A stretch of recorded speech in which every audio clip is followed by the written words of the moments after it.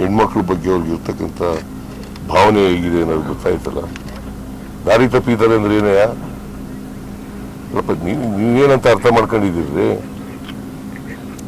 ನಾನು ರಾಜಕೀಯವಾಗಿ ಅರ್ಥ ಮಾಡ್ಕೊಳ್ಳೋದು ಬೇರೆ, ನೀವೇನಂತ ಅರ್ಥ ಮಾಡ್ಕೊಂಡಿದ್ದೀರಪ್ಪ ದಾರಿ ತಪ್ಪವ್ರೆ ಅಂತಂದ್ರೆ ಏನು? ತಪ್ಪು ಕಲ್ಪನೆ. ಮತ್ತೆ ಒಬ್ಬ 2 ಸಾರಿ ಚೀಫ್ ಮಿನಿಸ್ಟರ್ ಆಗಿದ್ದವರು ಈ ತರ ಹೆಣ್ಮಕ್ಳ ಬಗ್ಗೆ ಮಾತಾಡಿದ್ರೆ ಜನ ಸಹಿಸ್ಕೊತಾರ ಇದನ್ನ? ಹೇಳಿ ನೀವೇ. ಸರ್, ವಿಜಯೇಂದ್ರ ಅವರು ಹೇಳ್ತಾರೆ ಕರೆಂಟ್ ದರ ಹೆಚ್ಚಾಗಿದೆ, ಬಸ್ ದರ ಕೂಡ ಹೆಚ್ಚಾಗಿದೆ. ಜನರಿಗೆಲ್ಲ ಈಗ ಬಂದು ಕರೆಂಟ್ ದರ ಹೆಚ್ಚಾಗಿದೆ, ಮತ್ತೆ ಬಸ್ದು ದರ ಹೆಚ್ಚಾಗಿದೆ, ಮದ್ಯದ ದರ ಹೆಚ್ಚಾಗಿದೆ, ಸ್ಟಾಂಪ್ ಪೇಪರ್ದು ಬೆಲೆ ಹೆಚ್ಚಾಗಿದೆ. ಇದನ್ನೆಲ್ಲ ಹೆಚ್ಚು ಮಾಡಿ ಆ ದುಡ್ಡನ್ನ ಗ್ಯಾರಂಟಿ ಅಂತ ಇದು ಮಾಡ್ತಿದ್ದಾರೆ. ಎಷ್ಟು ದುಡ್ಡು ಬಂದದು ಗೊತ್ತಾಗ ವಿಜಯೇಂದ್ರನಿಗೆ? ನೀವೇ ಕೇಳ್ಬೇಕು. ಗೊತ್ತಾ ವಿಜಯೇಂದ್ರನಿಗೆ ಗೊತ್ತಾಗಲ್ಲ ಎಷ್ಟು ಅದರಿಂದ ಎಲ್ಲ ಎಷ್ಟು ದುಡ್ಡು ಕಲೆಕ್ಟ್ ಆಗುತ್ತೆ. ಒಂದು ವರ್ಷಕ್ಕೆ ಗ್ಯಾರಂಟಿಗಳಿಗೆ ಖರ್ಚಾಗ್ತಕ್ಕಂಥದ್ದು 56,000 ಕೋಟಿ ರೂಪಾಯಿ. ಅವರಿಂದೆಲ್ಲ ಅಷ್ಟು ದುಡ್ಡು ಬಂದದ? ಈಗ ಮಾಡಿರೋ ಹೇಳಿದ್ದಾರಲ್ಲ, ಈಗ ಅವನ್ನೆಲ್ಲ ಜಾರಿ ಮಾಡಿದ್ರ? ಒಂದಿನ ಇರ್ಲಿ, ಇಲ್ಲಿವರೆಗೆ ಮಾಡಿದ್ರಲ್ಲಪ್ಪ, ಅವ್ ತಾನೇ ಚರ್ಚೆ ಆಗ್ಬೇಕಾಗಿರೋದು. 15 ಲಕ್ಷ ತಂದು ಕೊಟ್ರ, 2 ಕೋಟಿ ಉದ್ಯೋಗ ಸೃಷ್ಟಿ ಮಾಡಿದ್ರ, ರೈತರ ಆದಾಯ ಡಬಲ್ ಮಾಡಿದ್ರ, ಮೇಕ್ ಇನ್ ಇಂಡಿಯಾ ಮಾಡಿದ್ರ, ಅಚ್ಚೇ ದಿನ ಆಯೋಗ ಅಂತ ಹೇಳಿದ್ರು ಬಂತ, ಎಲ್ಲ ಆಹಾರ ಪದಾರ್ಥಗಳು ಅಗತ್ಯ ವಸ್ತುಗಳ ಬೆಲೆಗಳೆಲ್ಲ ಕಡಿಮೆ ಆಗ್ಬಿಟ್ವ? ಅಂದ್ರೆ ಈ ಒಂದು ಮ್ಯಾನಿಫೆಸ್ಟೋನ ನೀವು ಏನಂತ ಡಿಸ್ಕ್ರೈಬ್ ಮಾಡ್ತೀರಾ? ಇಲ್ಲ, ಅವರು ಹೇಳ್ತಾರೆ.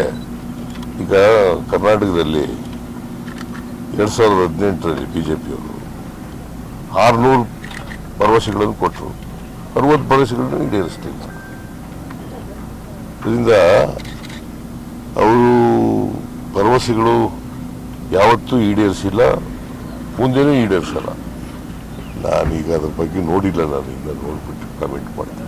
ಪ್ರವಾಸೋದ್ಯಮಕ್ಕೆ ಹೆಚ್ಚು ಒತ್ತು ಕೊಡ್ತೀವಿ ಅಂತ ಹೇಳ್ತಾರೆ, ಬುಲೆಟ್ ಟ್ರೈನ್ಗಳು ತರ್ತೀವಿ ದೇಶಾದ್ಯಂತ ಅಂತ ಹೇಳ್ತಾರೆ. ಇಲ್ಲಪ್ಪ, 10 ವರ್ಷ ಆಯ್ತಲ್ಲ ಈಗ, 10 ವರ್ಷದಲ್ಲಿ ಏನು ಮಾಡಿದ್ದೀರಿ ಅನ್ನೋದು ಹೇಳಬೇಕು, ಆಮೇಲೆ ಮುಂದೆ ಮಾಡ್ತೀನಿ ಅನ್ನೋದು ಹೇಳೋದು.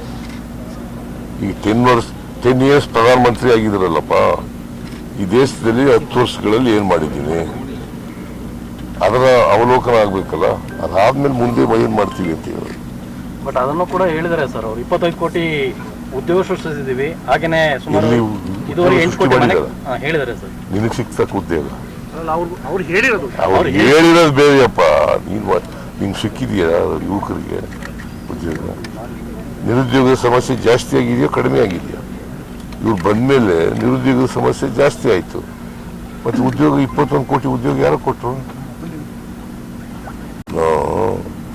ನಾನು ಶ್ರೀನಿವಾಸ್ ಪ್ರಸಾದ್ ಸಮಕಾಲೀನರು ರಾಜಕೀಯದಲ್ಲಿ, ಗೊತ್ತಾಯ್ತಾ?